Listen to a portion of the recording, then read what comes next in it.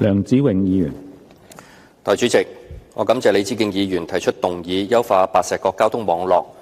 及社區設施嘅議案，讓到議會有機會探討社區嘅建設工作，解決居民嘅問題，特別喺交通運輸同埋社區設施配套呢啲生活基本嘅需要。工聯會新界東團隊一直都係關注新界東各區嘅發展，尤其是係馬鞍山嘅北面同埋科學園附近一帶屋苑相繼落成，人口不斷上升，新社區對交通配套嘅需求以及社區設施嘅建設都係新搬入嘅居民十分關注嘅議題。人口增加對於附近社區嘅設施同埋配套都造成壓力，整個社區嘅運作都需要有一套整全嘅策略部署同埋改善，先能夠建設美好嘅家園，為居民帶嚟安全感、獲得感同埋幸福感。去年工聯會係全力支持沙田 T4 主幹路嘅工程建設，關注新界環迴公路大埔公路沙田段嘅工程進度，並且特別關注大老山公路 T6 條由雙線雙程擴闊為三線雙程工程嘅進度。去年工聯會已經超前工作，約見咗路政署表達 T6 橋嘅改善工程係需要進一步處理嘅地方，就係研究改善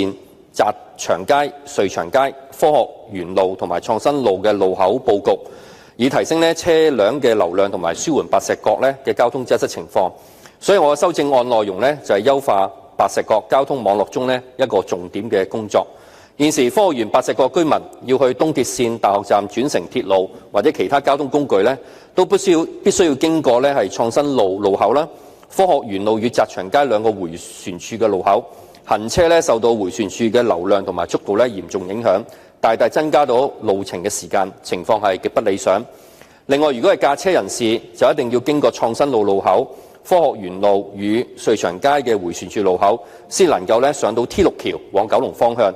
又係受到交通燈同埋迴旋處嘅安排影響，車流量都係十分緩慢。就算係北上去到北區嘅話都要經過兩個迴旋處都嚴重影響個交通嘅流量。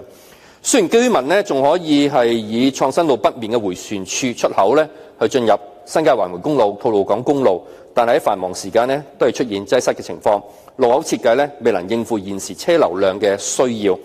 因此喺進行 T6 橋改善工程嘅時候一定係要研究改善澤祥街、瑞祥街、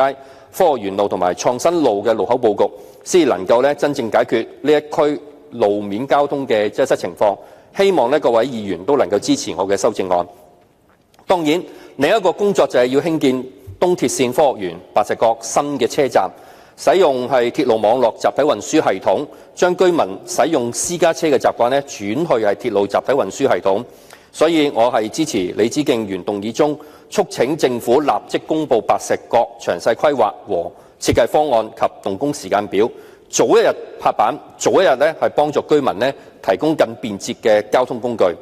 住宅地區並不是係純居住，政府必須有整全嘅規劃安排，讓到居民可以有足夠嘅社區配套設施喺小區之中係生活，唔需要走進去另一個社區係解決日常生活嘅基本需要。所以我修正案就加入咗係社區同埋民生設施，例如街市呢類最基本嘅生活配套設施。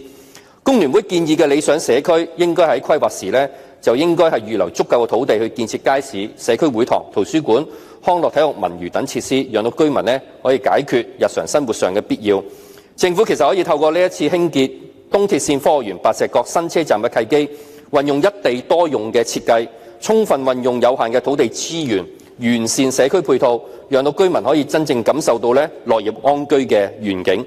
其實北部都會區嘅建設，人流物流都會不斷係上升嘅，唔單止對整個北區帶嚟交通上嘅負擔，對沙田大埔都造成影響。我希望政府盡快係可以落實沙田繞道項目，進一步舒緩吐露港公路同埋白石角交通嘅擠塞情況，交通暢順，自然為經濟帶嚟動力，亦都提升市民參與勞動嘅意欲，讓到香港係向高飛，創造新嘅未來。